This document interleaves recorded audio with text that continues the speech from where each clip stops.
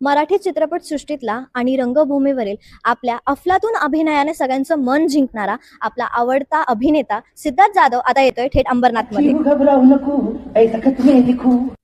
Comedy, drama, जबरदस्त संवाद आणि सिद्धार्थ जाधव यांचा भन्नाट परफॉर्मन्स बघायचा असेल तर हा गोल्डन चान्स मिस करू नका. मुंबईची माणसं मरतच नाहीत ना, कशी काय जाते श्वास घेतल्याबद्दल कोणाच ठाऊक.